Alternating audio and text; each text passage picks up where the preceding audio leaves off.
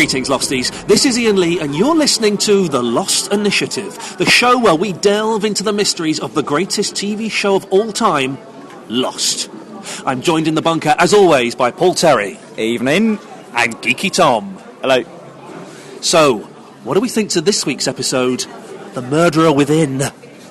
Well, I was quite surprised there was actually a murderer within. I thought it was going to be like a double bluff, and it was going to be someone more, I don't know how we say, like, without. Tom, would you say that? Is that the sort of word you'd use? Or? Yeah, guys, you do remember that Lost finished about 1 million years ago, and we don't do this anymore. Ben Linus was very confusing in his, because you can never tell if I still think he's a bad guy. That's what I mean. I don't think he's even the man within at all. I think he's the other man.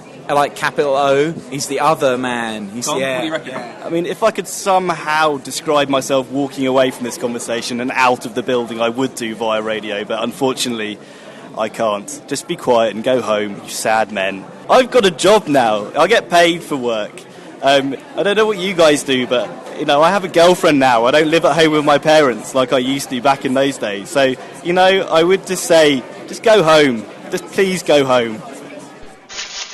Bad Robot!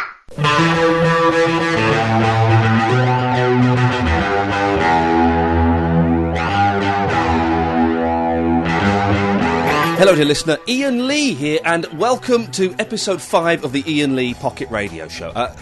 And I don't know how to start this. I'm genuinely touched, as I keep saying, the success of the podcast. It keeps getting bigger and bigger and more downloads, and that's down to you guys. Very busy show this week. It's genuinely been unbongoed until Wednesday the 21st of March 2012. Remember that, kids? That was years ago. I was lucky enough to go to the screening of episode 1 of the new series of The Apprentice, and I got to speak to Nick Hewer and Karen Brady. It was weird. It was like it's called a round table event. I'd never been to one before. Basically, there were me and 4 other reporters literally surrounding Karen and Nick and shoving our microphones in their faces and asking questions as quickly as we could. So you'll hear a couple of other people asking some questions. I'd never done one of these before.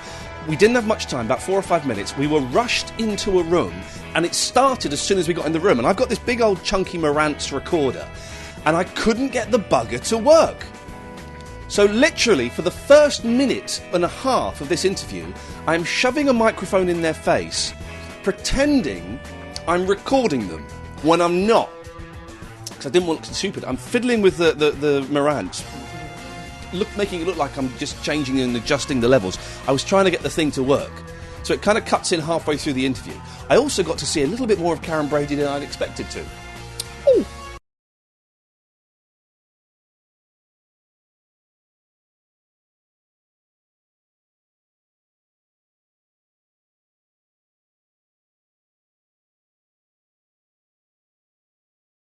Iain@iainlee.com. I'll shut up now, shall I? Here are your phone calls.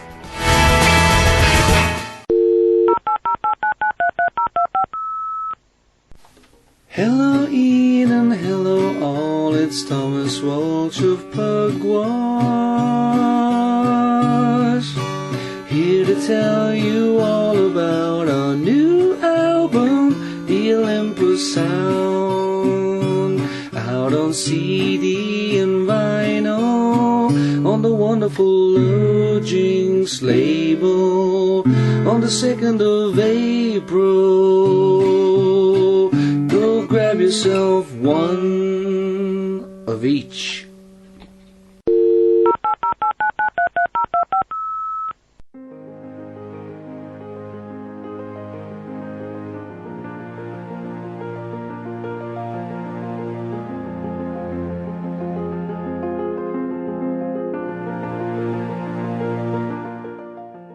Line 6, you're keen. You're live on the internet. Who's this? What do you want? Hello. Hello. It's Brad from Bristol again. Brad from Bristol! Yeah, hello. Yes. How's it going? Okay. Yeah, I rang up a couple of weeks ago. Okay. Yeah, I rang up about a TV programme, Scrubs, and then you said something back about Scrubs, my yes. girlfriend. Yes. So, you broke up with your girlfriend. How long had you been going out with her for? Well, we were together 9 months and then we broke up, got back together, and now we're broke up again. Of course you've broken up, Brad. I knew it was going to happen. Who did the breaking up this time? I did in the end, yeah. It was obvious, man. You so didn't want to go out with her. I know. Well, what happened? What happened? Tell me. Was it me that made you realise that you didn't love her? Yeah, not really. No, sort of. Well, I don't know. A little bit. I guess you influenced it. Oh God. I feel a little bit guilty now. No, it's fine. Nah, just a mess, wasn't it? It's just a bit of a mess of a relationship. Yeah. So, yeah. Just tell her to pack her bags and go. Wow, you were that rude about it. I wasn't that bad. Just said to her, look, obviously, like that we weren't working out, and she agreed. So just went our separate ways. But the best way, I was asked this the other day, the best way to dump a girl, and the best way to do it, I found, and I think a lot of blokes will think the same thing, is to make the girl over a period of time hate you, so that she dumps you. And you don't have to you don't have to be nasty and burn her cat or anything, but just slowly kind of do lots of things that she doesn't like. And then eventually she goes, oh, I hate you, I'm leaving you. Oh, really? Wonderful. And then you haven't done anything bad, particularly. Yeah. No, not really, but well, I don't know. I didn't really have that amount of time on my hands to just. No, you want it out. And so, have you got your eye on anybody at the moment? Nah, not really. Back on the dating website now. On a bacon website, did you say? Dating website. Is this how you met the last one? Nah. I met the last one at a party about 2 years ago now. So. Now, dating websites, is it true that it's just full of sex? Nah, it's not. That's the complete opposite, actually, because I ain't getting any from anything at the moment. But still, some of those pictures, you could probably, could you? Yeah, there's a few on there, and I look at and I think, oh God, no, I wouldn't even give you a little message. Wouldn't even give you a little message, let alone insert myself inside you. Now, Brad, this brings us on to one of the topics this evening is we are talking about sexy animals. What animals do you find sexy? I don't know. That's a good question, actually. The koala bear is quite sexy, wouldn't you say? Slow and deceiving, like it's teasing you a little bit when it moves. What do you find? It is. A koala bear is a little flirt. Definitely, it's a little tease. And they're so cute, aren't they? But they can scratch. Yeah. I heard they're quite vicious when you get out close. If you annoy them. Are we talking about girls here, Brad, or are we still talking about koala bears? You know what I'm saying? Yeah, the koala bear will go on the list, Brad. Thank you for that. And also, we are asking. I'm asking every caller to set a topic for the next caller. So I have to pick a question for the next caller. Yeah, something like that. Let's see how far this goes. I want to ask something good. So I'd like you to. It would be brilliant if you could ask something good, definitely. Yeah, would you rather kiss Susan Boyle or David Cameron? Oh, it would have to be... I'll leave my answer to myself. Brad, lovely to talk to you. Let me know how your love life goes. Okay, cheers, Ian. Lad, there we go, fantastic. It becomes like a soap opera, this show, with people calling in and telling me what's going on in their lives. And I like that. That's nice. Line 3, you're live on the internet. Who is this and what on earth do you want? Oh, it's Alan Caddick. Hello, Alan Caddick. How you doing, Ian? I'm okay. What can I do for you, Alan Caddick? Topics, please. Okay, well, we've been set a question by the previous caller, and that question is, who would you rather snog, Susan Boyle or David Cameron? Oh, David Cameron. Yeah, I bet you would. Yeah. And what animals do you find sexy? Iguanas. Okay, thank you very much. Let's go to line 9. You're live on the internet, line 9. Hello, Ian Lee. How are you doing? I'm fine. You have me at a disadvantage, sir. Why is that? You know all of my names. I know none of yours. My name's Billy. I've spoken to you before. Hello, Billy. How are you doing? I'm all right. Do you know what I mean? It's been a very, very long day today. But I am very pleased with the end results. So it's been... Good. I think I just broke my big toe as I was talking to you then. I've suddenly got a shooting pain in my big toe.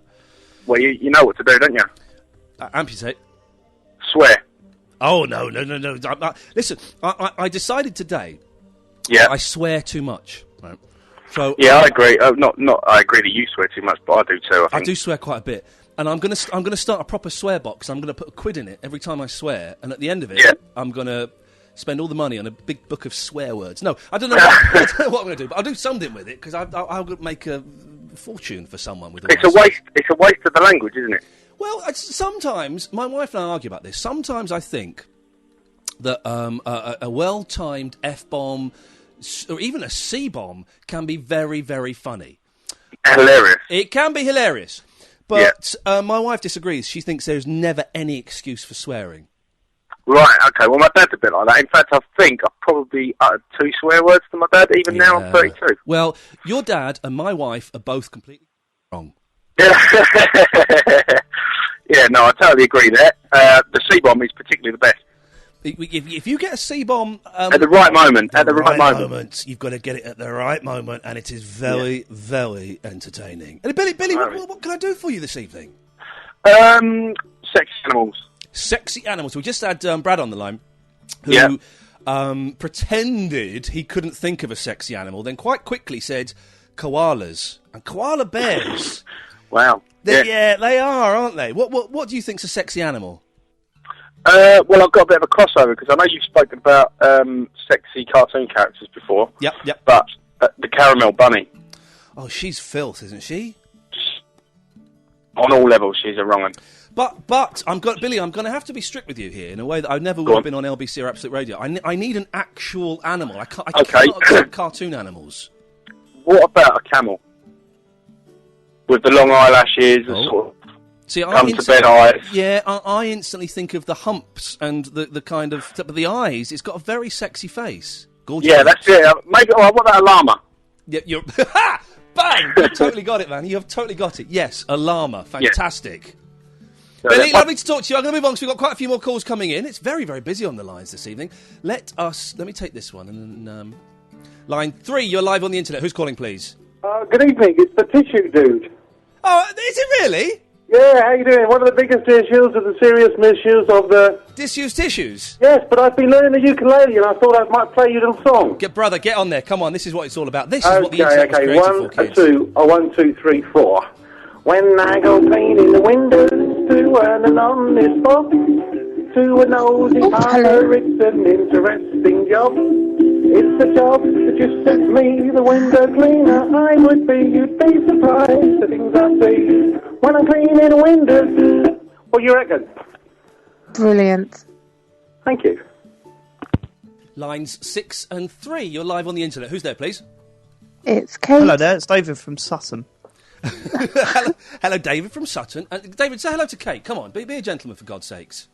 Hello, Kate. Hello, holding David. the door open for you if you want to pop in. Oh, no, thank you. Do you, Kate, are you one of these girls that likes doors being open for you? I don't mind. I'm not offended if it doesn't happen. You'd like the same pay as men as well, would you?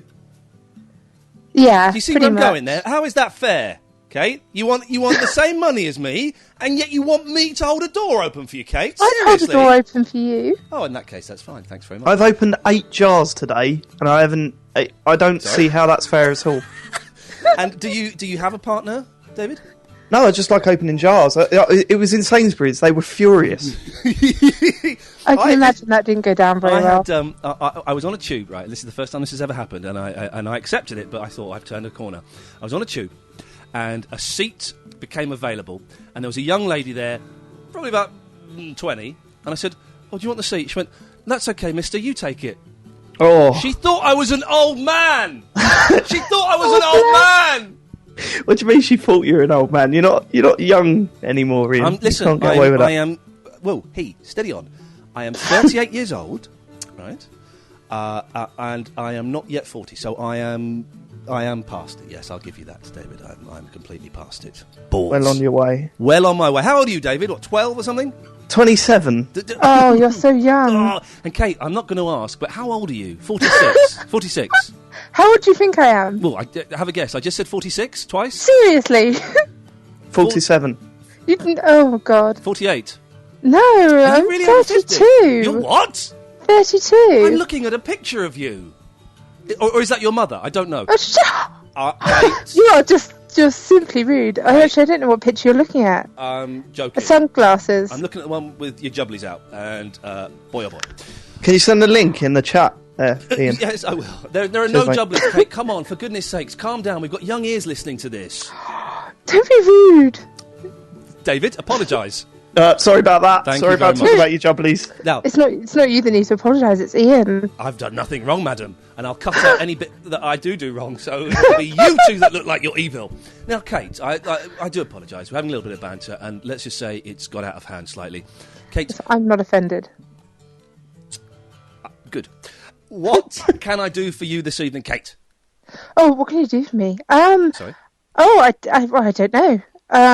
Look, I'm assuming that you called in, that you had a reason for calling in. Yes, I did.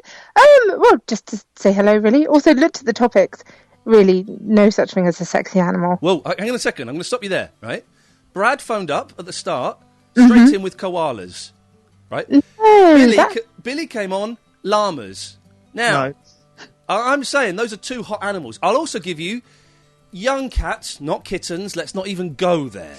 Right? No, that's all sorts of let's wrong. not even go there. A young cat with a little red ribbon in its hair, or a pony, again, with a little red ribbon in its hair, looking over its shoulder, winking. Beautiful. Are you telling me, Kate, that you find no animal sexy? Pretty much. Hold on, I bet I can think of one. Go on. Go on. Mermaid. And the merman, the Zeus one, Yeah. I bet you fancied him a little bit. Now, didn't but you? surely a mermaid is like a dolphin, and that's a mammal. Yeah, I dolphins don't quite think fair a as well. mermaid counts as a person.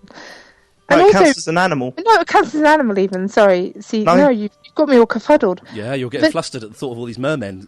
She's thinking of the Zeus. I'm so excited at the thought of mermen. No, I mean, how could they turn you on? I mean, they don't even have anything. Have you not seen Splash? Yes. That is one of the sexiest movies known to man. Yeah, but I'm not a man, am I? I'm a woman. Good point. You've got me. She's got me on a technicality there. What was your name again, sir? David. That was it. Yes. Dave, yeah. Have you seen a blowhole up close? Beg your pardon. That's a dolphin. What? We're Got that on talking video dolphins, somewhere. right? Oh, is that not those holes they have in toilet wall? Oh, you mean the hole on the top of a dolphin's head? Yes, yeah, no, yeah. I have. It's got Pretty- like a flap on it. Pretty sexy. Okay. Again, this is entering. Okay. Dolphins are the only creatures that have sex for pleasure. Is that true? Yes. I don't think so. Amazing. Yeah. Well, Monkeys love it, don't they? They love all that. Well, I don't even need another monkey there, and they're enjoying it. on that bombshell, ladies and gentlemen, we'll say good evening to you. Thank you very much. Line 3, you're live on the internet. Who's this, please? Oh, hello, Ian. It's Ryan again. Hello, Ryan again. Oh, hello, Ian. Phoned in a few weeks ago. Made you laugh with the old slip and slide. They did make me laugh. Oh, it was very nice, wasn't it? Yes. How's life on the iTunes chart? Well, we've had a little boost on the iTunes chart. iTunes have got behind the show. They've been doing a lot of promo. We've gone back up. Although I suspect when you listen back, the phone calls before you with Kate and David, they're very, very low class. I suspect that once iTunes hears that, we'll get an explicit rating and we will be taken out of the iTunes chart. I think that's what's going to happen. God. Yes. Oh, we wouldn't want that to happen because it's pretty likely.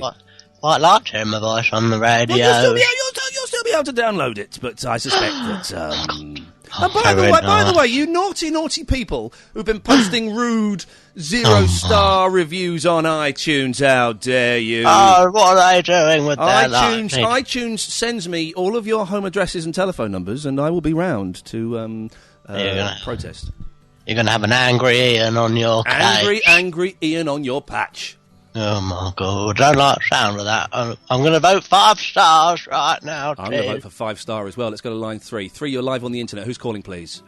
Hi, Ian. It's Phil. What subject are we talking about? Well, Phil, we've got. We've kind of gone off the subject a little bit. Let's bring this back on track. Thank you for calling in, Phil. We have sexy animals. We're also celebrating the magic of mums. I'm supposed to be getting all the callers to set the topic for the next caller as well. So let's do these one at a time. Sexy animals. I don't know. Young deers are quite sexy, aren't they? You know, padding about. Do you know what? I knew. Some people said, oh, don't do that topic, Ian, because you will struggle. No one will answer it. They'll just think it's... Everybody has come up with a different sexy animal so far, and you are bang on there. Deers are well horny. Line 2, you're live on the internet. Who's calling, please? Yeah, hiya. Hello. Hi, is that Ian? Yes, who's this? Right, this is Jason. I'm quite surprised I got straight through from the first ring. So you're not very busy? Well, no, the thing is, because I'm doing this on the internet and that my producer in my luxury Soho studio has popped out, I'm having to answer all the calls. So there'll be lots and lots of calls, and I can only take one or two of them. People can't get through, so they stop ringing, and then suddenly it's like blank for a second. But as soon as yours came up, I knew yours was going to be an excellent, excellent call, so that's why I took it. Well done, my friend. You've hit the jackpot. Well, I'm not quite so sure now I'm listening to you talk, but let's see where we go. What have you got for me?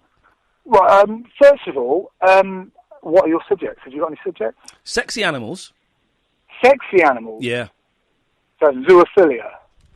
Well, no, that's sexy zoos. You don't want to go that far, you just want to dress them up and look at them or take photographs of them. Well, I don't even need to take photographs. Some animals are naturally sexy. Should I give you some of the examples we've had so far? Obviously, the feline world is remarkably sexy. Some of those... listen, okay. A female leopard? Yeah. You totally would. Gosh. You totally would. Listen, Well, I don't mean totally anything... wouldn't. I don't mean anything seedy or perverse. I just mean you think they're sexy and you'd like to spend a night with them in a hotel room. Ian, if I said to you, I've got a black, silky jaguar, female, you would think, yeah, I'm happy with that. Yep, I probably would. Yeah. You definitely would. Okay. Right, I was going to give you some advice, actually. Oh, advice, yes. What was your name again, fella? Jason. Jason, please, give me some advice. Yes, please. Right, you know Adam Carolla? No. You don't? Right, okay. He does a podcast in America. I'm surprised you don't know him, because he's quite a revered chap. He's a very good broadcaster. Okay, Adam Carolla. Okay, right. Yeah, and his podcast is great. It's really great, and he has got what's called a podcast network. And Penn Jillette, you know him? Yes, of course. Penn and Teller, yes, the magician man. And there's another guy called Larry Miller. I don't really know him. Not the one from U2. Okay. But anyway, if you set up a collection of clips, maybe some Barry clips and some ambient clips, from Absolute, you could maybe get on his podcast network, because he's the number one podcaster in the world. Guinness Book of Records number one. You're telling me I could be a big success somewhere in the world? Well, the thing is, I can't give him Absolute clips because I don't own the copyright. I think you. I can't. Okay. I can't. All right, fair enough. Reenact the Absolute clips, the best of. What? Hang on. Are you telling me that there are no excellent clips in the Iain Lee Pocket Radio Show? Oh yeah. Okay. Sorry. Yeah, come on, man. This is number 14 in the iTunes general chart, not the comedy chart. The general chart, sir. What are you in the comedy chart? I don't know. I was about 9 earlier on today when I kept checking it. It's a little downheartening, because the first time you were number one, straight in the number one. No, not downheartening at all. I tell you, the podcast, the iTunes chart is a strange, mysterious beast. Rigged. It's not rigged, but it's weird. It's not done on the number of downloads. Yeah. It's done on the number of new subscriptions, and then it's also something to do with reviews as well. I don't quite understand that bit, but so it went to number one because it was got a load of new subscriptions, and then it doesn't get so many new subscriptions now. But may I say, without giving away the numbers, the figures are very, very impressive. Yeah, well done. That's fantastic. You're a very good broadcaster. Well, you see, we'll get there. Yeah, and I don't think you realise how good you are. I mean, part of the reason is because radio is just atrocious in the UK, and anybody who's any good, Ian Collins, Annie Baker, James Whale, they usually get the sack. And but it's good that we've got podcasts now, because the internet always promised, that we would have a forum for free speech. We're getting it. It will be nice. Listen, and I'm very pleased to say we've got people advertising on the show now, which is awesome and it's wonderful, and I'm really happy about that. It would be nice if I could pay my mortgage with this. I can't, but it's making a little bit of cash, and I'm very happy for that. But it would be nice to pay the mortgage. But we'll see. We'll get in there. Listen, I'm going to move on, Jimmy, because we're getting very geeky. I don't want to get too geeky. But thank you very much for calling. Let us go to line 3. 3, you're live on the internet. Who's calling, please? Hi, Ian. It's Phil again. I was on a couple of minutes ago. Phil, you wanted to play Gary versus Barry, did you? Okay, I'm going to see if I can put you through to someone. I don't quite understand. Ian? Yes? Good afternoon, good evening. Oh, hang on, there's somebody on the line. There's 2 people. Right, so who's on the line? Phil? Hello, it's me, Wilt. How you doing? Hang on a minute. Hey, calm down. One at a time. I said Phil. Phil, you're there. Phil's here, yes. And did you say Wilts? It's me, Wilt. Oh, Jesus. Hiya, Wilt. Phil. Hello, mate. Good evening. How are you doing? I'm not too bad. How are you? Yeah, good. Missing the Mr. Lee on the radio, I must admit. And Wilts and Phil, you've both got exactly the same voice. Yeah, I actually thought it was me talking, which is a bit strange. Wow. Okay. But yeah, so how you doing, young man? You okay? I'm alright, mate. Can we play a bit of Gary versus Barry? A bit of what? Gary versus Barry. Yeah, go for it. Are we doing the Swedish rules? I don't know what the rules are, but go ahead. Okay, I'll go first. Blue. Wilts, if you haven't been so busy listening to bloody Adam and Joe and sticking your tongue up their backside, then you know what the blooming rules are. How very rude. Carry on. Blue. Green. Oh, wait a minute. Orange. Pink.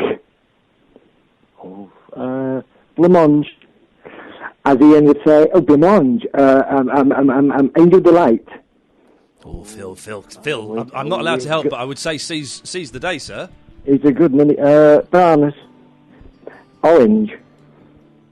We've had orange. I win, sure. Hey! Excellently played. Well done, sir.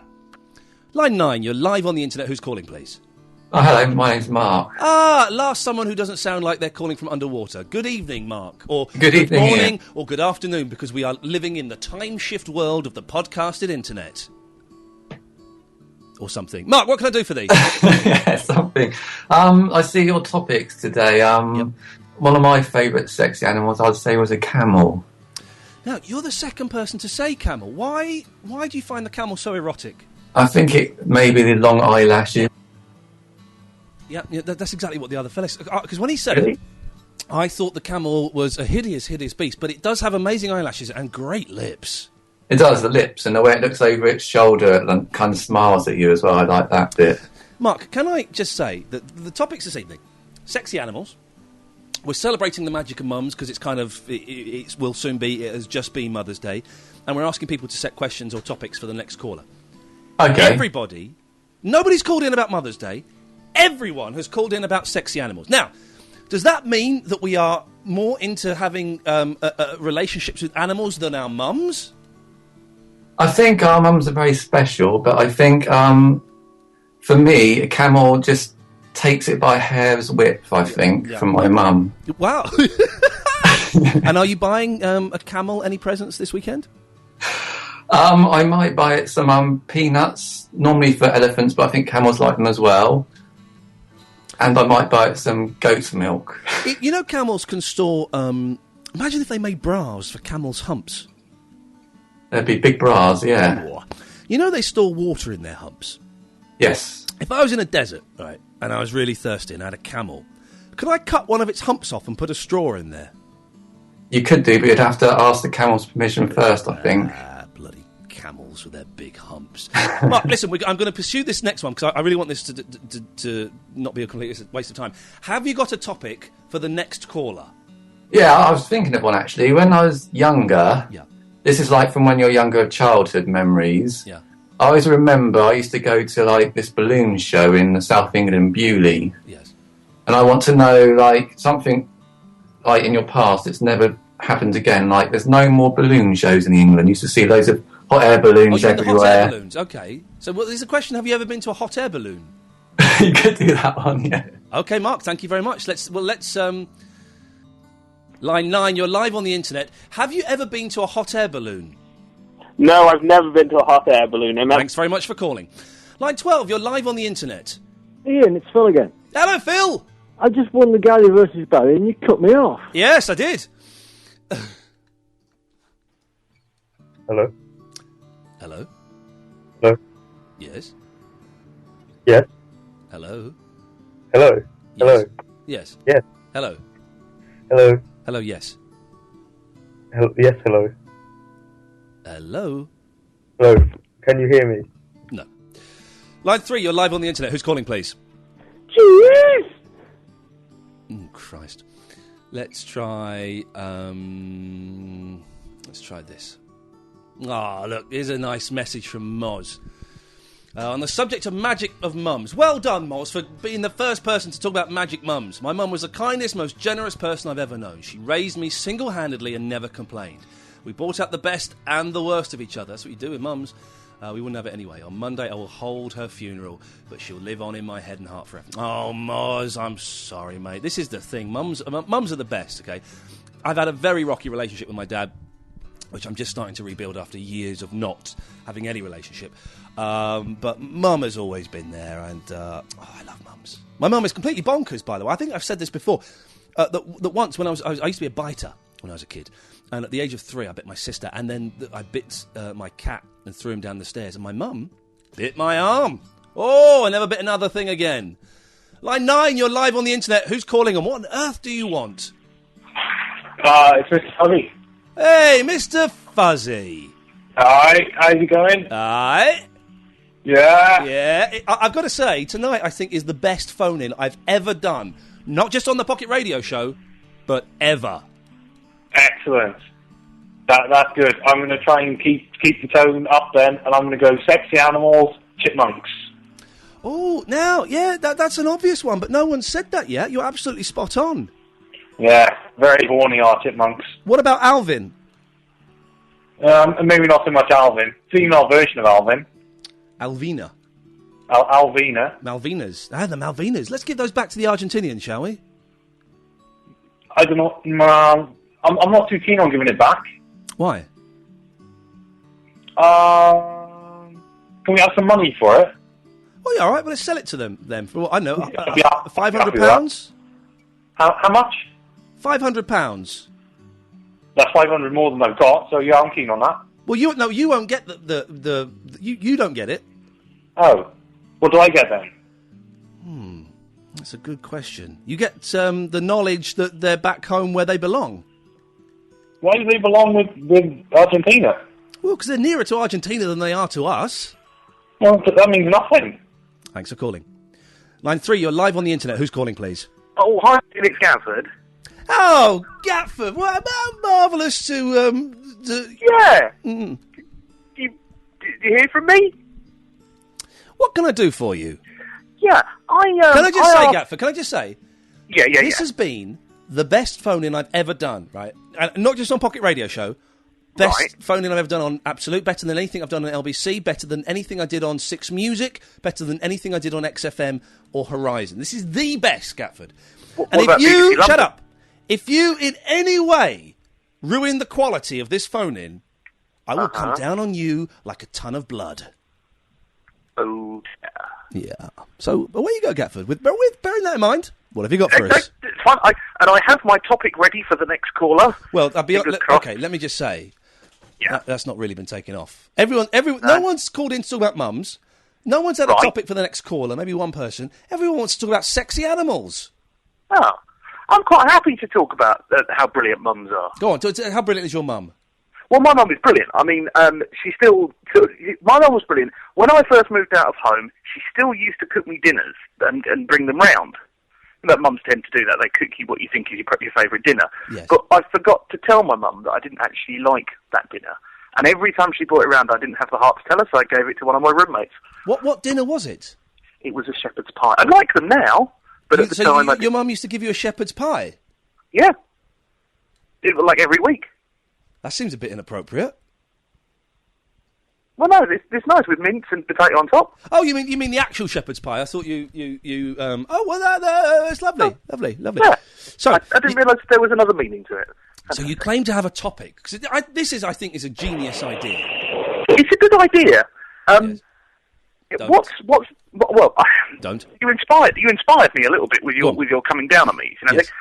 What's heavier, a ton of blood or a ton of bricks? Well, bricks are, of course, because blood is liquid. Yeah, but it's still a ton. Yeah, but it's liquid. It's a liquid ton, which is not the same as a brick ton. Hey, you're going to like this. You're going to like this, Gatford, because you bummed The Apprentice, right? I went to this episode. This is episode 5, okay, and this is going to be released on Wednesday, the 21st, the day, the 21st of March, 2012, because that's the day that The Apprentice starts, okay. And I went to see the first episode of The Apprentice, and I got to interview Karen and Nick, right? And their interview is unbongoed, right? It means I can't broadcast it until the 21st of March. I had to wear a badge that said Iain Lee, Absolute Radio. What? Now, I never said I was coming from Absolute Radio. They assumed I was coming from... So I had to pretend to be from blooming Absolute. Did you have to say yeah? Oh, and coming up next, Christian O'Connell. Yeah, I had to do that. Who's calling Christian? So I had to do that. Anyway, yeah. So I got to interview Karen and Nick. Now, hopefully, that interview will be in this episode 5 of the Pocket Radio Show. I say hopefully because there were 5 of us. We got like 5 of us together to go and interview them, right? And we had 4 minutes. Okay.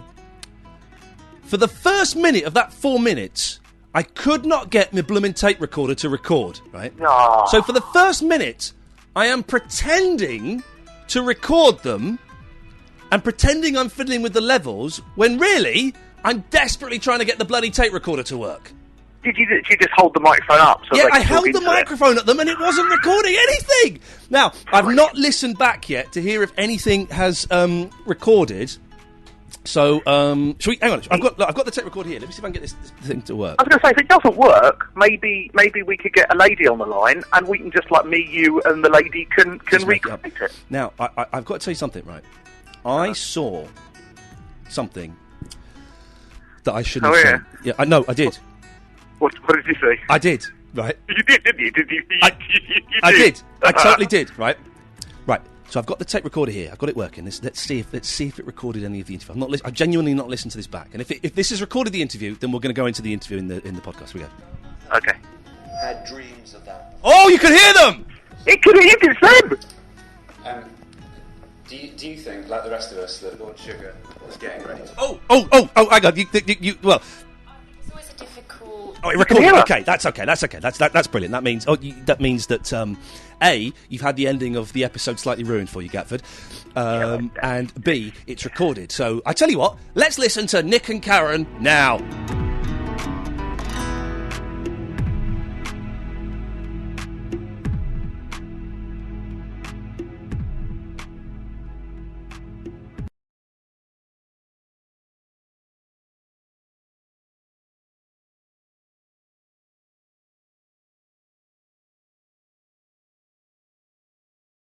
No input. They're sort of weeded out. The wannabes are weeded out. And this is exactly what happens then. The programme is produced and aired. And when it's aired, by about week 3, the public begin to recognise them. And that's when the sort of agents call. And within a few short weeks, the greengrocer thinks he's Brad Pitt. Right? Because he's getting attention from people that he never dreamt of getting attention before. And that's what happens. In a nutshell, they don't start wanting to be media stars, but they are tempted during broadcast. And 1 or 2 of them become. I mean, Kate Walsh has done rather well. That's not what she intended in the beginning, and so has James Max and Syra Khan. None of them had dreams of that beforehand. It just happens. Do you think, like the rest of us, that Lord Sugar... I think it's always a difficult decision who goes, particularly in the first week. And it's interesting that I've always said that I think there's 2 parts to this show. There's out on task, and then there's in the boardroom. And you need one sort of strategy for when you're out on task, and you need an absolutely different one for being in the boardroom. And we've seen it before. People can talk themselves, into it. That's what happened in that instance. What was clear, of course, intelligent, clearly just wanted to be the star, and I think the ability to be a team player is very important, and I think that Lord Sugar spotted the fact that I never get on with any of them, or indeed perhaps eventually with him. How do you feel you're now a TV star? Well, I'm not a TV star, actually, at all. I do odds and sods because I've got nothing else to do. And the money's quite good. No, but you countdown, you are now style icon, sex god, Nick, they say. No, I'm not a sex god, or indeed a sex idol. Some silly newspaper said I was a sex symbol. I would say a sex thimble of advancing years. And I think the whole thing's silly, but, what the hell. No, I'm good with the words. I'm not so good with the numbers. Let's leave that to Rachel, who is an extraordinary young woman. But let's stick to The Apprentice, eh? And before I leave Apprentice, a Lord Sugar in Dictionary Corner ever? Possibly not. Possibly not. I don't think that spelling is one of his greatest fortes. During any of the tasks, are they ever so stupid you feel like stepping in and going, what on earth are you doing? The tasks are never stupid. Some of the decisions made along the tasks are questionable. And actually, it's one of those things where you have to bite your tongue and you're always holding back and you just end up shaking your head the whole time. And very often at the end of a very long day, Nick and I have to go for a gin and tonic, don't we, Nick? Yeah. Because we're literally worn out, we're shaking our heads. Yeah, gin and tonic or two. But also, let's just step back a bit and remember that these young people are thrown into a cauldron weeks long, and the intensity, the pressure really is terrific. And I guess, sometimes that if I were their age under that sort of pressure, I too would make very foolish mistakes. Don't underestimate, what they're going through. They're not mugs. They're not mugs. It's the format, a format that has magic in it, and that magic has carried it through into its 8th series, and it's a worldwide success. It is an extraordinary format, and what makes it so special in this country is Sugar. I can't imagine anybody else doing what he does. We see him in operation. He sees not 1 inch of film before he goes into that boardroom. Well, he doesn't see it in the boardroom, obviously. He has seen nothing. And it's just down to Karen and I to brief him, and he goes in there as though he knows everything. That's down to our briefing, but also he's red hot in that boardroom. Do you ever think he makes the wrong decision? If I can just go first on that, I think he has a couple of times. With Miriam Staley, all those years ago, she went on to become sponsorship boss at Lloyd's. He admitted afterwards maybe he had, but generally speaking, he's spot on. I don't know whether you'd agree with that, Karen.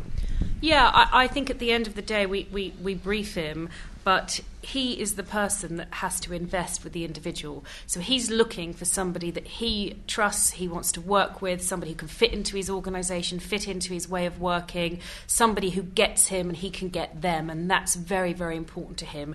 And I think the most incredible thing about Alan is his sheer integrity and his honesty in his approach.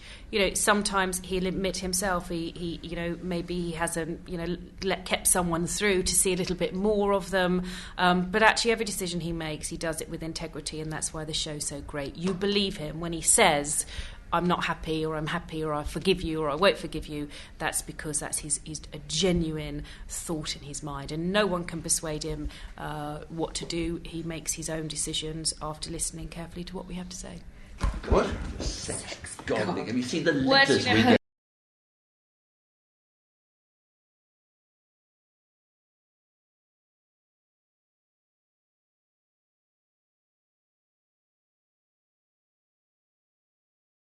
James, what can I do for you? Flipping heck, I'm a bit nervous here. I don't know what I'm doing. Why, James, whoa, hey, listen, why are you nervous? At the moment, it's literally just you and me, no one can hear us. Yes, in just a few days' time, I don't know, maybe 50, 60,000 people will be listening to you, but until then, James, it's just you and me having a weird, not kinky, chat on the internet. Fair enough. To be honest, I don't know what I'm talking about. Okay, let me help you. What animals do you find sexy?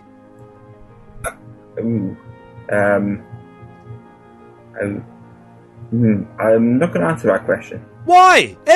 I'll go through the list. We've had koalas, we've had camels, we've had, did we have lemurs? We had leopards, we had panthers. Cheetah. See, listen. If you think about it, you'll find something. And what is it about the cheetah that really, really gets you, whoa? I don't know, probably from watching Thundercats when I'm a kid. Man, some of those Thundercats were... Who was the sexy Thundercat? It's been so long since I've seen it, I can't remember. You know they made a new series of Thundercats, but it's all like manga-style-y. Oh, I hate manga. Yeah, me too. I'm not... No, I like manga. Hang on a minute, he was about to get me to say something just for the sake of saying it. I like manga. No, I'm not. No, manga's not my kind of thing. No, it's normal comics, yeah, but not manga. James, can I ask, what's your accent? I'm trying to place it and I can't. I'm Scottish. I come from Montrose, halfway between Aberdeen and Dundee. Okay, now you've said that I can hear. I got in terrible trouble on Twitter because I forgot Gordon Brown's name on live TV and some woman went mental. doesn't really matter. It doesn't matter. It's just Gordon Brown. Well, it's just Gordon Brown, and B, I genuinely forgot, and she thought I was being a bit racist and trying to make a joke. I wasn't. I was on live TV. I'd been up since 5:30. It was 11:30 at night, and I'd forgot the blooming man's name. There's no crime against that. No, that's fair enough. I wouldn't say there's nothing to complain about. Thank you very much, James. Let's go to line 9. 9, you're live on the internet. Who's calling, please? It's Omar speaking. Hello, Omar speaking. What can I do for thee? What about Pradeep? Man, I got a sore throat, but let me have a little bit of tea. Hang on. Okay, cool. 1 second. I'm breathing as well. Okay.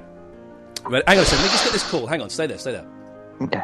Who's that who just called in? Hello? Hello! It's Rob Belay! Rob, I'm about to have a Pradeep with Omar, not the porn... You're not the porn star, are you, Omar? No, I'm not. That's a shame. I'm a big fan of your work. Okay. He's massive, that lad. In movies, yes. Now, Rob, could you count us in, and then we're going to do a little Pradeep? 100, 99... From 3, I think, would be appropriate. Just from 3, then? From 3, yeah. Okay. 3, 2, 1, go! Pradeep.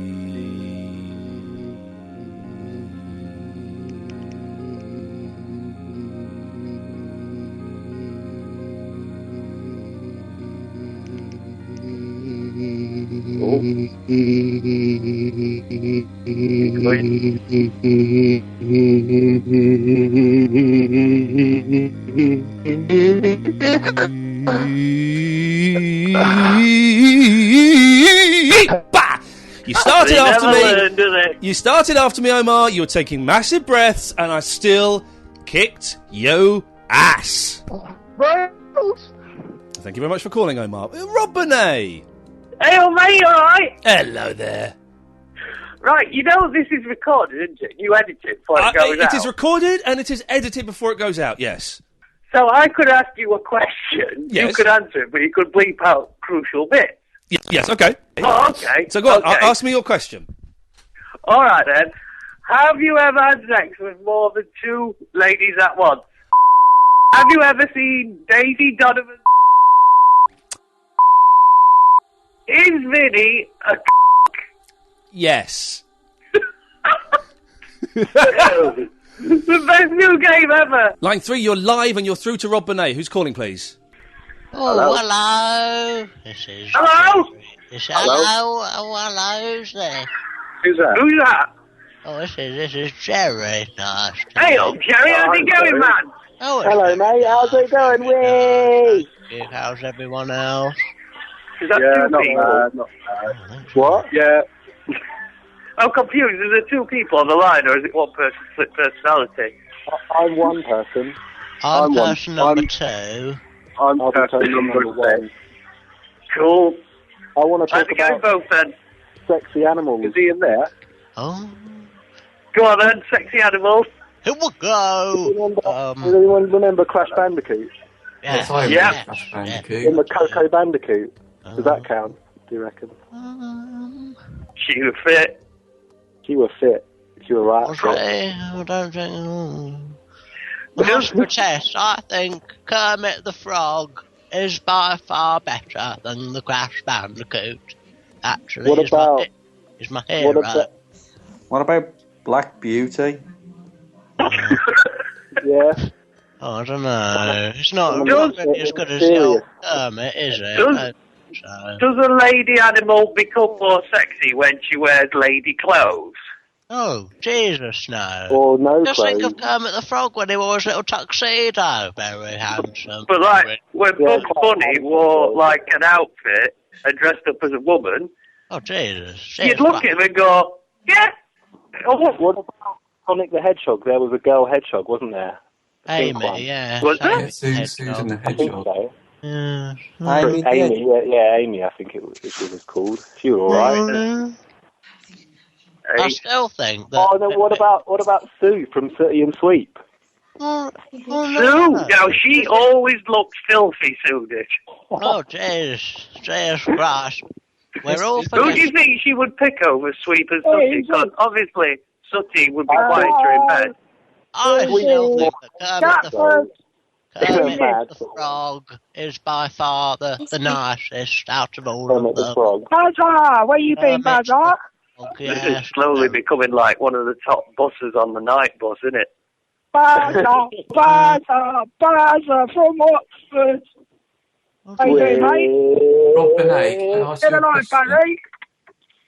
Barry, you're the glue that holds this show together, mate. Barry's the glue that holds this show together. Barry's on, mate. Oh, he's it, Scatford. Yes, it's Scatford. How you doing, man? Yeah, thanks, mate. I'm back. Oh, do you listen to my podcast? It's well funny. I do TV shows. Yeah, whatever. What about Sue from Sooty and Sweet? Let's talk about her more. What about Miss Piggy? Miss Piggy? Muppets are mint. This is getting very tedious. Did I just do the M word? No. I didn't hear it. So basically, we're saying Sue would choose Sooty or Sweep. Which one? Line 6, you're live on the internet. Who's calling, please? Hello? Hello? Hello, is that Jimmy? It is. Can you hear me? Yes, Jimmy, I can hear you. Can you hear me, you muppet? I can, Ian, yes. Thank you what the bloody hell happened? Listen, for those who don't know, this is Jimmy Willis, who is now my new favourite broadcaster. Well, thank you. Blimey. Well, it won't last.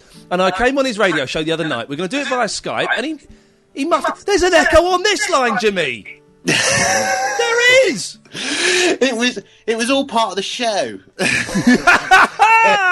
You fool. How are you doing, brother? You right?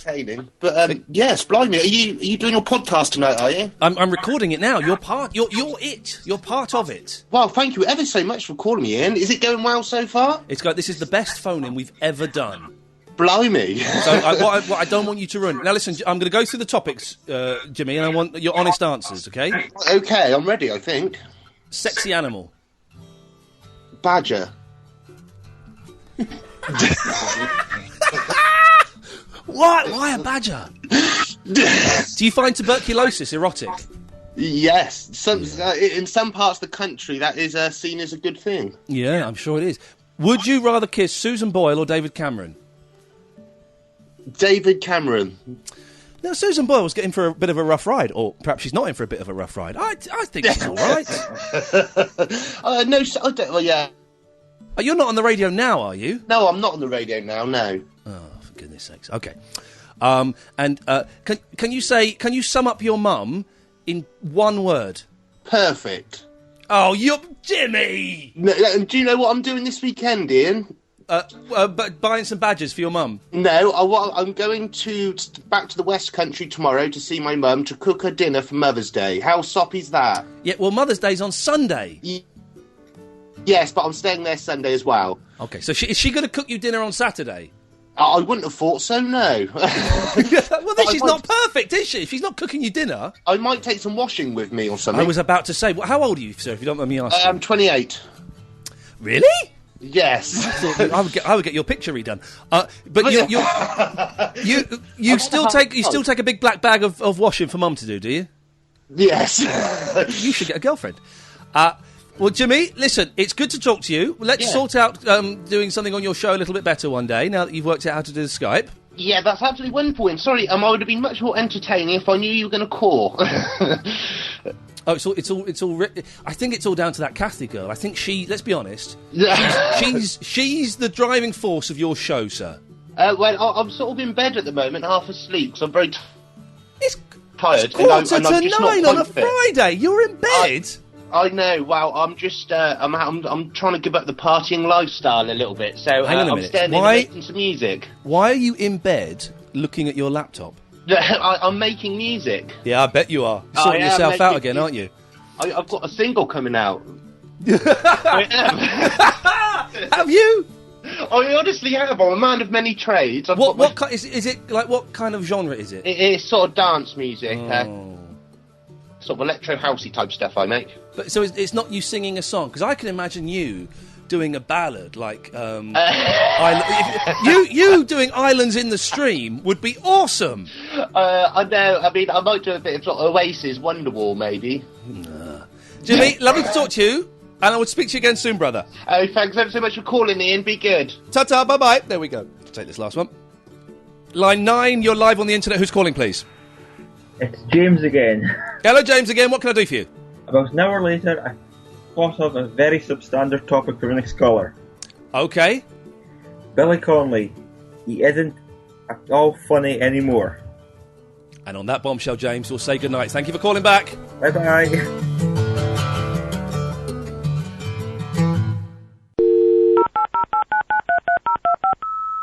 Thank you very much for listening. Hope you've enjoyed episode 5 of the Iain Lee Pocket Radio Show. You've heard the adverts on here. They do work. If you'd like to advertise on the Pocket Radio Show, send me an email, ian@iainlee.com. ian@iainlee.com, and let's have a chat. Also, as always, I'm passing the metaphorical electronical hat around. And if you want put a few electronic shekels in there, then please do. You don't have to. But it's kind of nice as I'm doing this and I'm not doing much else at the moment. So thank you very much. You can go to PayPal and pay ian@iainlee.com. And all of you that are doing that, thank you very, very much. It's much appreciated. Audioboo's coming up next. Some brilliant ones this week. Keep them coming. Send them to audioboo.fm/Iain Lee. Follow me on Twitter @Iain Lee, and do join the Facebook page, facebook.com/Iain Lee official. And one final beg, if you do download this on iTunes, then please leave nice comments and reviews, and unsubscribe, then subscribe again, because it all helps me in the ratings battle. Audioboo. With balconyshirts.co.uk. Put a little spunk in your wardrobe today. T-shirts, hoodies, wallets, watches and more. We're your ironic retro online superstore. balconyshirts.co.uk. For 20% off everything, use promo code Pocket Radio.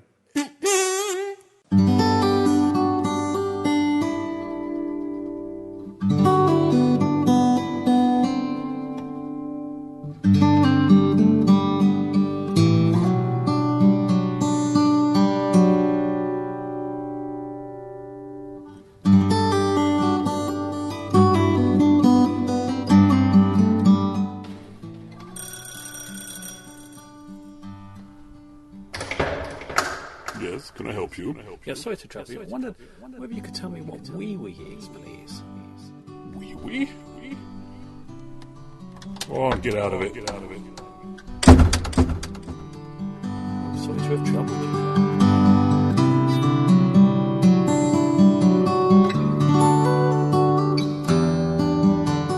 you. You may call me Deep Throat. The one they call the Malaysian. He's British intelligence. Don't trust him.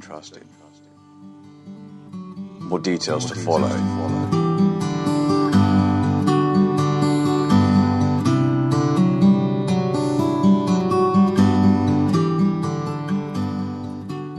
Take 25. Bow, bow, bow, bow. Bow, bow, bow, bow. Ba ba ba ba ba ba ba ba ba ba ba ba ba ba ba ba ba. Mom, nailed it.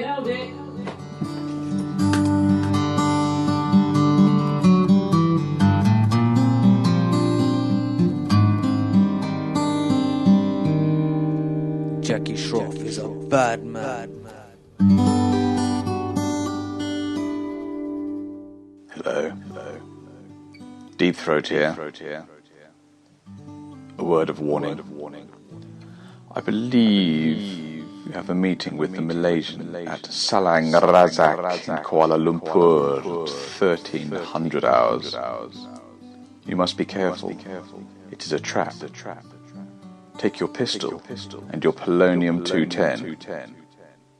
Heed my advice.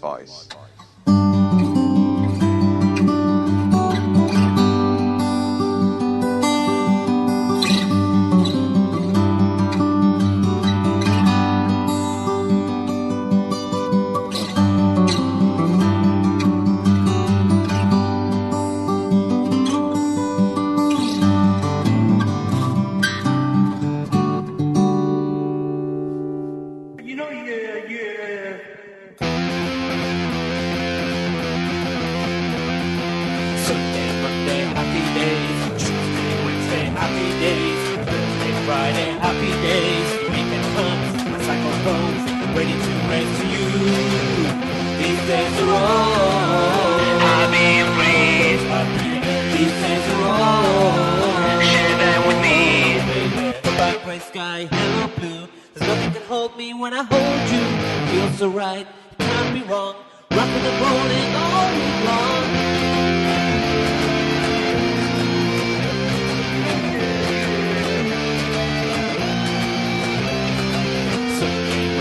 Happy days, Tuesday, Wednesday, happy days, Thursday, Friday, happy days, Saturday, what a day, moving all week with you. These days are all share them with me, those happy days. These days are all happy and free. Oh baby, these happy days are yours and mine. These happy days are yours and mine. Happy days.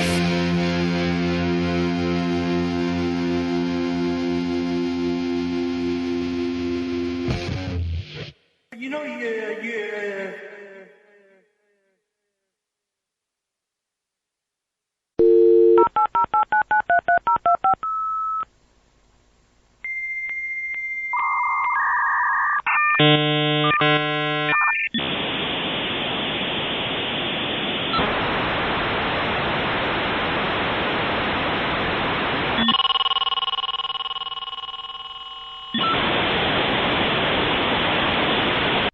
Hello, welcome to the bonus footage from episode 5. And I thought in this one I'd include, I did a podcast with some chaps. A guy called Elton got in touch with me via Twitter. I said, we do a little podcast, it's called Shonky Lab. We talk nonsense, do you want to come on it? Bang. I was in on it immediately. And basically, we had a very geeky chat. What you're about to hear is kind of us discussing what we're going to talk about and then talking about it. A very geeky chat for Shonky Lab. About the time travel movie Primer, which is completely impenetrable. Okay, if you've ever seen this film, wow. So there's 3 blokes trying to discuss and dissect the film Primer and failing miserably. I thought I'd put this on there because it just kind of shows you that there are some other great little podcasts going on out there. It's not just me, let's be honest, mine is excellent. But there are other great podcasts going out on there. And if you've got a good podcast, and if I've got the time, I'll come on it. Now, you know, you can ask me, you can email me, ian@iainlee.com. If I say no, it means either I think your podcast is rubbish, or I'm just saying no to things, which I sometimes do. It's good to say no to things. It's hard to do, but it's good. Or I just haven't got the time. But this Elton and Pete, I thought it was sounding very interesting. If you want to find out more about Shonky Lab, ShonkyLab, lab.co.uk. Go and check them out. This is us recording an episode about Primer. Primer, not Primark. Yes, boss. Hello there, sir. Can you hear me? I can. Perfectly well. Okay, I never trust Skype. There's something about it I don't like, and but good. It seems to be working, and that's good. Yeah. That sounds good. It's good. Sounds good. You're not in your luxury recording studio then? Yeah. I thought so. It sounded pretty damn good, actually. Yeah, I am in my luxury. I've come all the way to Soho to my luxury recording studio for this, and it's not my spare room on my Mac at all. Jolly good. Thank you very much for doing this anyway, man. It's wicked. That's fine. Thank you. I can't... yeah, thank you. I won't be able to say anything about Primer. It's the most complicated movie in the world. Well, yeah, that's what I think I've worked it out. I'm not too sure. Okay. But I know that there's no other podcasts around at the moment with talking about Primer. Exactly. Nothing at all. So this will be the go-to. Hey, listen, did you get my message? Are you? Can I record this and put some of this on the end of one of my podcasts, or would that go against completely everything you stand for? If it does, then say, and it'll be fine. No, go for it. I'm re-releasing the Series 1 of Pocket Radio Show with like extra bits at the end. And I just thought that this might be a nice extra bit at the end, and then I can kind of send, traffic, I believe they call it, towards your website and your podcast proper and stuff like that.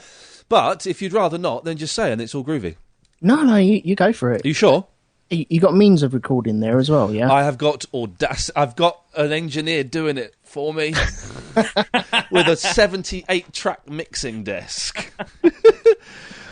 a.k.a. Audacity. He's joking, but he has, isn't he? You can tell he's got it there. It's like, Just it's a millionaire's joke. Yeah, of course. You can't reach one end of the mixing desk to another, can you? No. He's probably got extendable arms. go catch your arm. I've got two Chinese lads. One does the left end and one does the right end, and I do the middle. It's kind of how it works. So, yeah. So Elton, there's you. There's another. I can hear another voice there. Who's that? I'm Elton, and this is Pete Kelk. I didn't need to know the full name, but I've got it. Hello, Pete. How are you doing? You all right? Yeah, not too bad, mate. I am the other half of the Shonky Lab. Elton was very rude there, not introducing us. Wasn't he awful? He's terrible. I'm going to have to listen to your podcast at some point. I should check it out. Okay, right, Ian. Yes. Pete. Ian, there we go. That was so much better. Should have done that 5 minutes ago. Uncomfortable. Very uncomfortable, I found that out, to be honest. A little bit false. I have to deal with this on a weekly basis, Ian. What can I say? So mate? what do you do in your... I am going to check your podcast out. I'm sorry that things have been a bit crazy this week. So what do you do? You don't talk about Primer every week, do you? That would be insane. This is episode 37 on Primer. Oh, Jesus, man. I admire your dedication. we hope by episode 150 to have the first part sorted out. No, we talk rubbish, to be honest with you, Ian. Just I like it. Weekly rubbish, we try and do a film once every 4 weeks, a bit of news, freaky news, whatever's going on, favourite spaceships, camping, zombie apocalypse, you name it. We've chatted about it. I'm totally there. I'm going to download it. Good man. Good man. That's what we like to hear. Adam's actually got a giant smile on his face now. He's so happy, mate. No, I will download it, and I'd send me the links and stuff, and I'll tweet what I believe the kids say. I'll tweet the shit out of it. Good man. That would do me fine. That's grand. No, Thank you very much. that'd be brilliant. We'd appreciate that. Not a problem at all. Yeah, I think you'll enjoy it, mate. Most people seem to. Cool. Most people who'd say they hate it. Yes, those. Yes. Them haters. Right, should I just crack on with the introduction and do it? Do it. Mate. We could be here all night. Right, okay. It's literally just old. But now this will be a good podcast. Just old men talking about kids and neighbours and stuff. Next time, mate. Maybe we'll not. do Yes. that. Okay. Right. Go on. Yes, Elton. Start the show now. Beep. Okay. You going to keep that cough in or cut that bit out?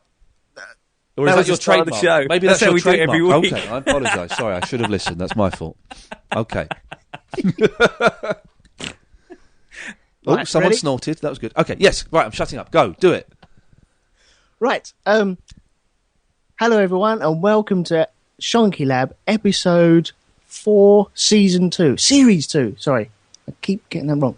Series 2. I'm Elton McManus, and joining me today are two wonderful guests. I have the normal guest, which is Mr. Pete Kelk.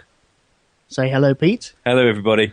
And we have a very special guest, a man of radio and TV. You do want radio and TV, or TV and radio? Well, I'm neither at the moment, so I don't. It's very polite of you to mention those shadows from my past. Thank you. Okay, well, we'll go with radio and TV. So hang on a minute. Is Pete's on here every week? Is he? Yes. But you can't introduce him as a guest, Elton. That's just plain rude. Elton's shit at this bit, to be honest with you. Well, once we get rolling, then we're good. Okay, hello everyone, it's Pete Kelk here, once again on the Shonky Lab, as ever, with my good friend Mr. Elton McManus. Here you go, Elton. Hello, how are you? And tonight we are joined with the wonderful Mr. Iain Lee. Good evening, good morning, wherever you are in cyberspace. Isn't life wonderful?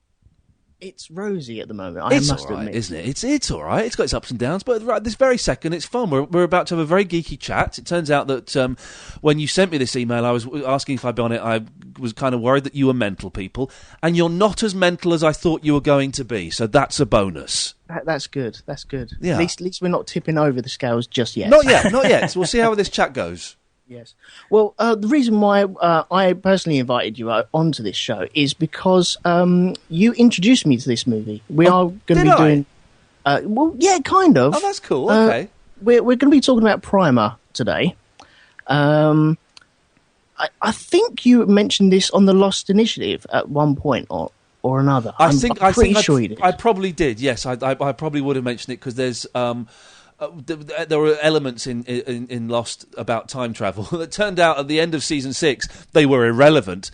The whole of series 5 was pointless. And that was the best series. But yes, I think I did allude to Primer at some point, yes. Yeah, so from that, I had decided, I like time travel, as every guy does. Of course. Girls don't get it, but blokes love it, yeah. Exactly, yes. And so I decided to hunt this movie down. Took me a little while to find it, and quickly fell in love with it, to be honest. Isn't it wonderful? I still don't get it. Even though we're recording now, there are parts of it that I still don't get. Well, I watched it. I can't remember how I discovered it.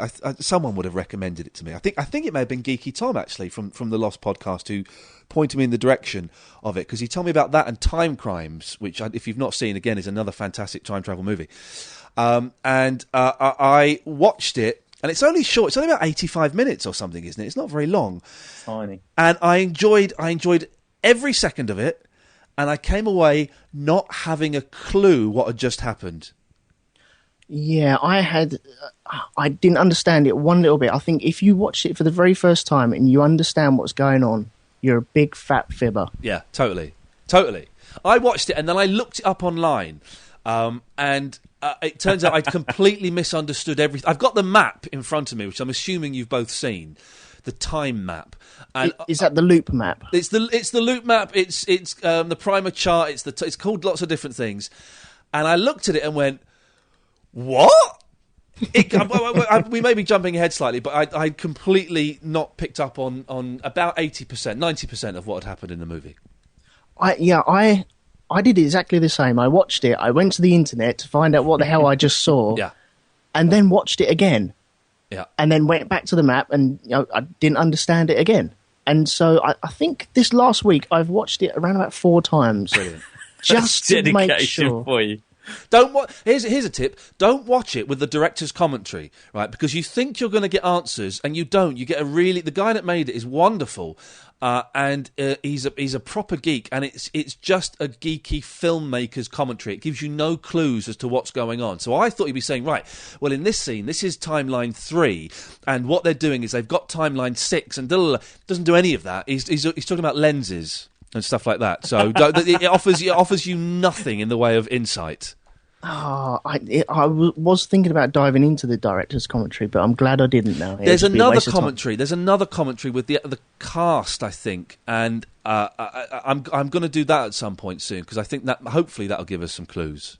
Right. Well, this movie was made by Seth. What was his last name? McCurrath or something? Something like that. Yeah, something. Well researched though, guys. Great work there. We get back to the point. This is a shonky lab. Yes. Sorry, getting the lab and the research bit. No, the shonky first. Yeah, Shane Carruth is his name. Shane Carruth. That's it. That's the fella. Yeah. I'm IMDbing it. I've seen IMDb, which I normally, if I'm in Blockbusters, I'll always IMDb a film, and if it's got over 7.2, I'll get it out. It's only got 6.9 Primer. Yeah, not a lot of people got it, I don't think. No, shameful. Shame on them. We should probably say, kind of allude to what the film is about, perhaps, because we're not really saying anything about it. No. Elton, I'll let you do that. That's fine. Thank you very much for me grabbing the reins. Right, well, the movie came out in 2004, off the top of my head. It was made for $7,000, which is unbelievable, to be honest. I think the return, off the top of my head again, was $424,000 in the box office. That's a good investment. Yeah, it's not bad. It's like 6,000 times or something, isn't it? Something like that, anyway. Yeah, why not? Let's say yes. Yeah, but it was written by the same guy. It was edited by the same guy. The music was by this Seth guy as well. Shane. Shane. Damn! Another edit there. It was directed and scored by the same person, and it's nice because it's from an engineering perspective as well. It's basically the synopsis of the movie is 4 guys working in a garage, and that they want to move on to bigger and better things from working on these tiny little boards that they're sending out to people, and they accidentally come across time travel. Now, the reason why they do come across time travel is they're trying to create a system where they can make things lighter to transport things. Is that what they're doing? Okay. Yeah. That was the original. That's the original device they're trying to create, isn't it? Because I found the first 10 minutes of of the film impenetrable, and it was because it's quite dull the first 10 minutes in a really good way. Now I've seen the whole film, but it's just four blokes chatting around a kitchen table about science and stuff, and so it kind of lost me there. Well, I think that's the whole genius point of this movie is because Shane, not Seth. Yes, he's got a degree in engineering. Yeah. And so he's put that to practice and decided to make this movie. But it's made intentionally complicated. Yes. With all the over-talking of everyone, half sentences here and there, lots of technical terms as well. And it's how someone who'd never made a film before would make a film. Because that's how real people talk. But in films, you're not allowed to do that. In films, it's right, you say something, then you say something. And Shane has filmed it like people having a proper chat. And he's not dumbed it down in any way. And you're right, that's what makes it so good, I think. Well, yeah, it kind of grabs you in as well and also confuses you at the same time. And there's no time travel at this point anyway. I think the first time travel was up like 15, 20 minutes into the movie. And you never see those other two lads again, do you? They get, as soon as the two main people have got the time travel, they're like, yeah, forget the other two. They don't even exist, really, so they never get mentioned again. Oh, well, no, they crop up later on. They crop up at the very end. They're the reason for the party. Yes, you're right, at the very end, yes. Yeah, but then that is part and parcel of the whole film, isn't it? I mean, what they're trying to say is they're trying to study not only the effects of the time travel, but the effects of people, on people. I mean, they completely change once they realise what they've discovered. They're like, bing, they're just thinking of the money, and straight away they're not thinking of anything other than how much money can we make out of this? Yeah. But I do know that Shane, he did intentionally make it quite geeky because he's from an engineering background. He knows that a lot of inventions are completely and utterly mistakes, which is exactly what's occurred here. It's just like, let's make something to alter the effects of gravity, and hey, we've made a time machine, and I think that's kind of cool, to be honest with you. I love the fact that he hasn't dumbed it down, and it's just like, he has really gone for it and just said, but then, a lot of us complain, I'm one of them, I hate it when they totally dumb down a film. Yeah. When it's just like everything is handed to you on a plate. But then by the same token, you guys are talking about going away from the film and having a look at stuff. I mean, myself and my wife watched it, and we were just totally blown away. And then we actually went onto YouTube, and there's like a thing on YouTube which was Primer, I'm doing the little air quotes here, for dummies. And we were watching it, and we were like, what? I've not seen that.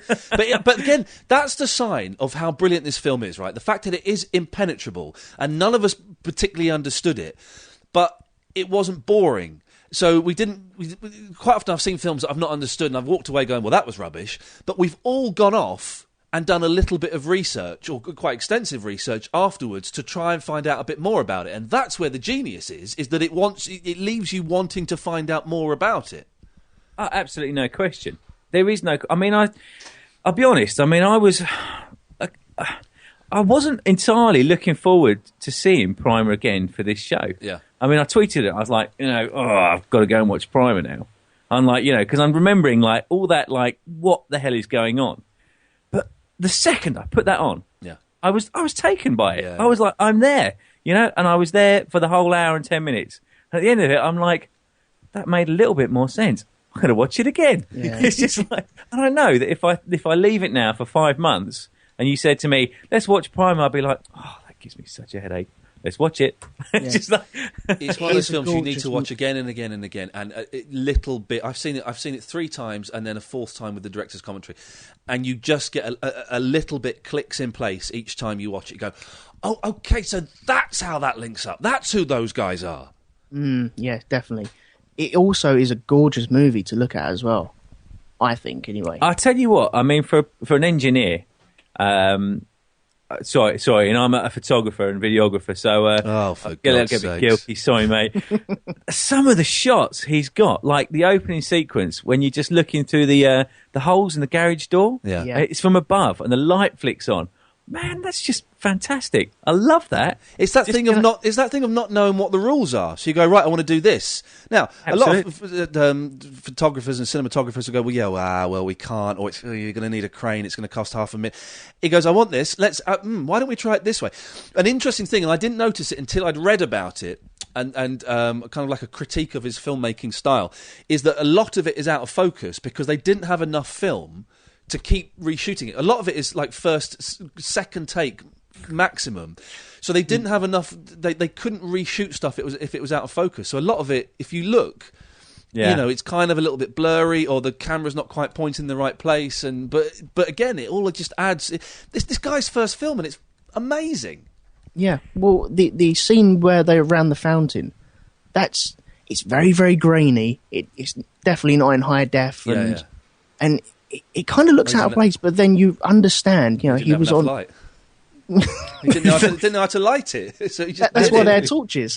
Yeah, but that's it. I mean, purely by accident or just by engineering terms, it's like, right, what do we need to get this shot? That's it. Okay, let's go for it. Done. I need a shot from up there. Right, get the nail gun. I'll nail that damn camera up there. You can just imagine him doing it, but it really works so well. He's done such a good job. I mean, when I read the bio on him, I'm like, God, this guy's not even out of college. He's not gone into university. Yeah. He's an engineer that's picked up a camera, got an idea for a film, and just run with it. Yeah. Bastard. I'm sorry. But he's annoys the hell out of me. Yeah, I don't like him either. It gets right on my nerves. But when you watched it, how many timelines did you think there were?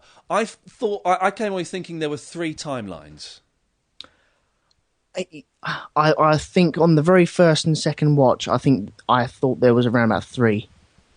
I have to admit, I'm not too sure how many there are. I'll be honest with you. The first watch, I got lost when the father-in-law got involved. I was thinking 2 timelines, and after the second time, I was like, that's a 3rd timeline. And now I'm still not entirely sure if I'm honest. I have the map in front of me. There are 9 timelines. There are 9 different, and I saw that after my first viewing, and I'm like, what? And there are 9 different timelines, and I'm looking at the map now, and it still makes no sense whatsoever. There are sections where you think you're watching the same scene, but it's jumping in between 2 timelines. Yeah. And so only on around about 4th or 5th watch that I actually realised that, and I thought, And there's even bits where they're talking in the party where Abe has his earphone out and then also has his earphone in. We're getting to that in a minute anyway. But you realise, that's 2 timelines there, and they're running parallel with each other. But I didn't realise. And Abe and Aaron, I'm looking at this map now, and so there are bits when, like, Abe 1 is with Aaron 2, and Abe 2 is with Aaron 3. So the timelines are kind of crossing over. But you mentioned 2 things there. Is the father-in-law, isn't it? That's right, kind of pops up. Because that is the bit, the bearded father-in-law, and there is no explanation for that on the internet at all, and I have got one, actually. Oh, go on, let's have it. It's Frances Shanahan.com. Now, her explanation is, and I can kind of go with this, the only... Because obviously, if you remember when they first develop it, they start networking. Yeah. That's when they start trying to get the money. They can't get the money without fully explaining to everyone what they've developed, and obviously they don't want to come out with it in case it's recreated. The joy of it is just having the one. So they kind of get down to the point where their last form of income is this guy, the father-in-law Granger, and it's an assumption on her part, but it is just literally that Abe has basically gone to him and said, "Look, this is what we've developed to try and get the money to develop more." And he's then used it without consent. But he's all bearded and feral, isn't he? See, there's a film in itself, is what happens to him. Well, that's it. But they say if you, they're talking about the... Because you can't write after a period of time. Once you start going through, you start losing the ability to write. You become like a bad photocopy, don't you? You keep photocopying or recopying a video, then you kind of lose a bit of the definition, and that's what's happening to them. Yeah. And then and of course the ear bleeding as well, which was a bit of a freaky thing. The thing that you mentioned the earpiece. That was the thing when I was watching it, and I was kind of enjoying it, and then I saw the earpiece, and I thought, I don't know what's happening there. It turns out I'm not understanding this film as I'm watching it, because that is obviously very, very significant, and I've got no idea why. And it's not until quite a bit later on. I mean, they never sit down and explain why he's got the earpiece in specifically, but it kind of makes sense. But that was a great moment when you first see him with the earpiece and go, hang on a minute, what's going on there? Well, let's jump very quickly back to the very, very beginning of the movie. Yes. And we have a phone conversation, or literally a phone recording of Aaron phoning up. So I think he's phoning Abe. Now, what does everyone think? What version of Aaron? See, they called Abe and Aaron. That's even more confusing as well. Straight away, they should have gone for Pete Nelson. Git. But anyway, what version of Aaron was on the phone there? Oh, jeez, man! I'm looking at the map to try and find an answer. I don't know. Pete, any ideas? I thought that was Aaron 3. I thought that was Aaron 3 as well. The one that goes to France. Yeah, the one that goes off and creates the giant, or ultimately it looks like he's going to create a giant box. Yeah. Well, is that now? That's the end. Now you've jumped straight to the ending of the film. Is that actually what he's doing? That he's making a giant box? Yes. That's what it looks. Because essentially they end up in a timeline where they exist and their two earlier copies of them exist as well, isn't it? And that's what he says. Is basically Abe says to Aaron, he's going to sabotage their time machine equipment, isn't it? So they end up in a timeline where there's two lots of them. So he goes off to France, and that's what he's saying. He's like, right, I need the steel to go all the way down here. He's building himself a giant box. Well, that's the assumption I always made. I'm realising what we're actually doing. We're talking, and if you splice up this podcast, you'll be able to put it into a sequential order We're like where Memento. it actually makes sense. Yeah, we're like Memento, the director's the Easter egg of Memento, which I only watched for the first time the other day. I enjoyed that. It was good, that film. Really? Yeah, that is a fantastic film. I love that film. No, really, really good.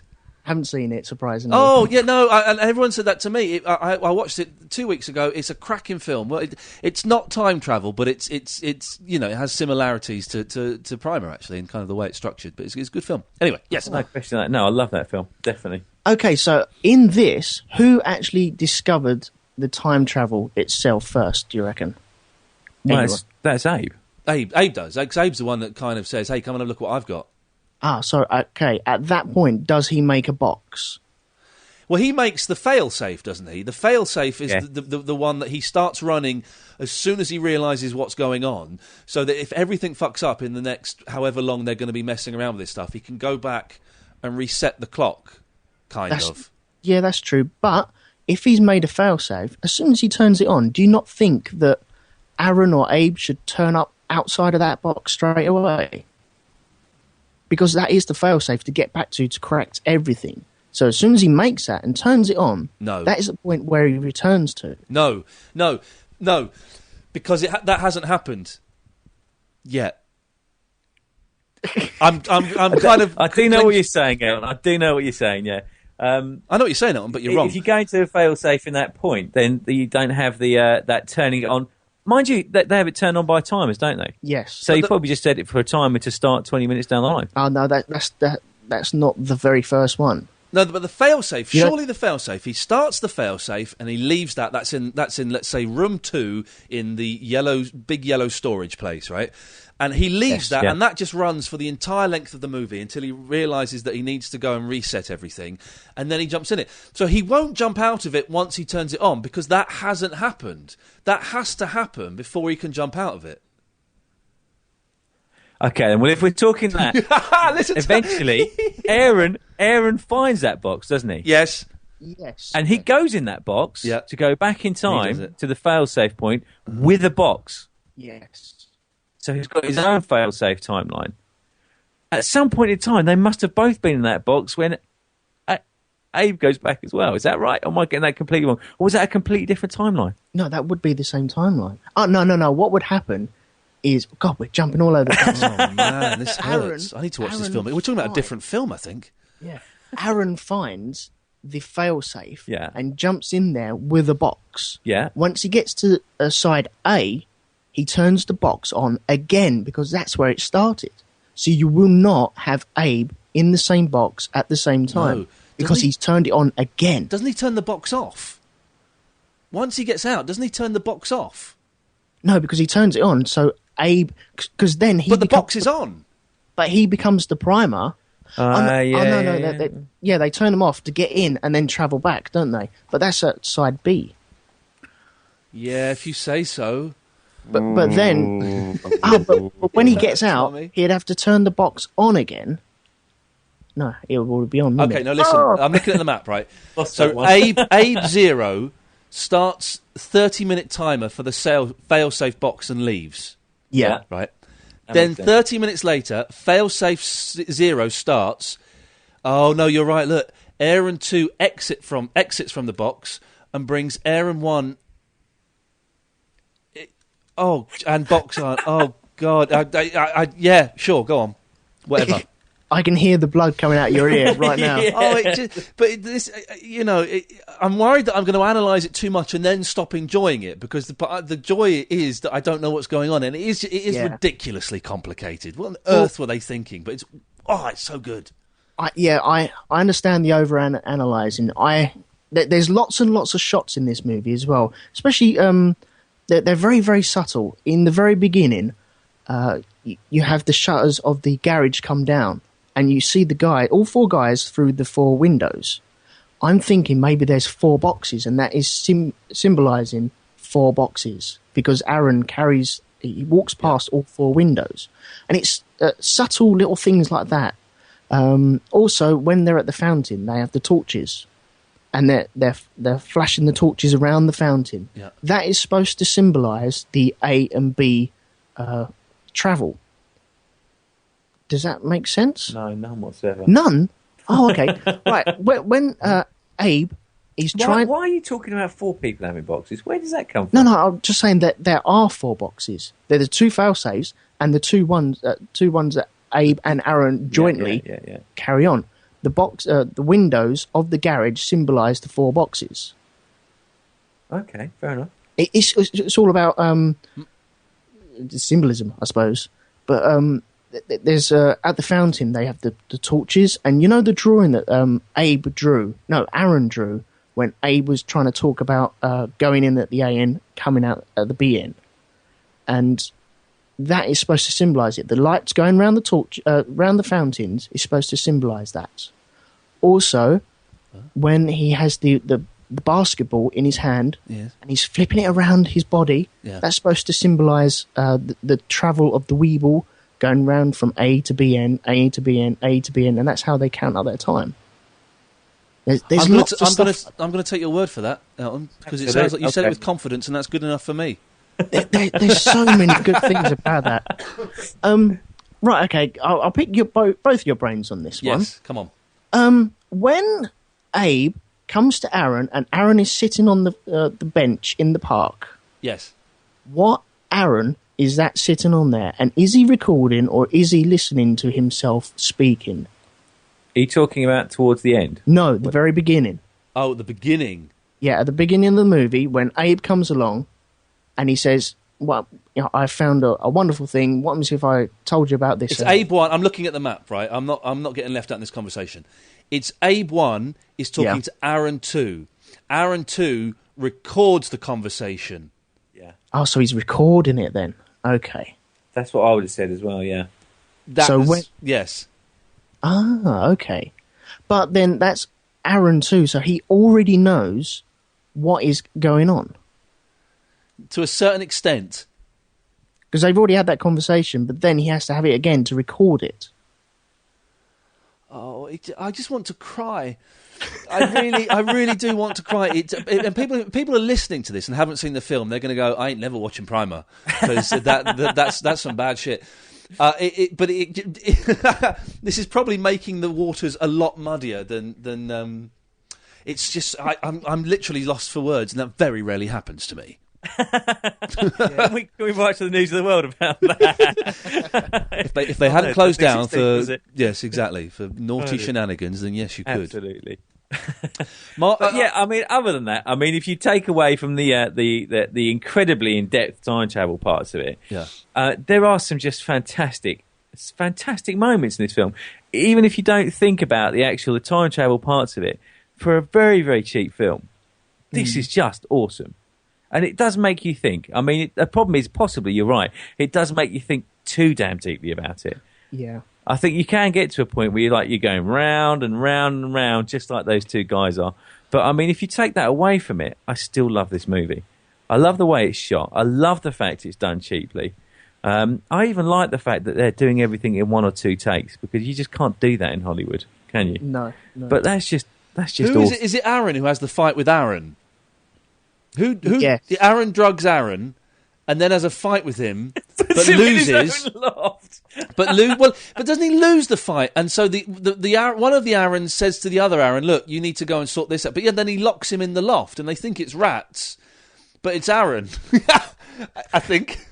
Why does he lock himself in the loft? I'm still not sure about that. To take him out of the loop. To take himself out of the loop so he can... Oh, I nearly had it then. You just grasp it and then it just slips through your fingers. That's the problem. Yeah, I understood it from the point where they find Granger and he collapses. Yeah, he has slips into a coma. Yeah, he has like a 3 or 4 day growth. I think he jumped into the failsafe because it'll take 3 or 4 days to get back to the very beginning, wouldn't it? Yep. And so he's all disorientated, and that's why he falls over and slips into a coma.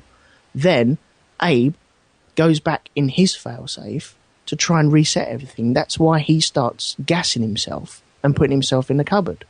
And that is why Abe goes back and does the same thing to himself. Drugs himself while he's eating cornflakes. Do you mean Aaron?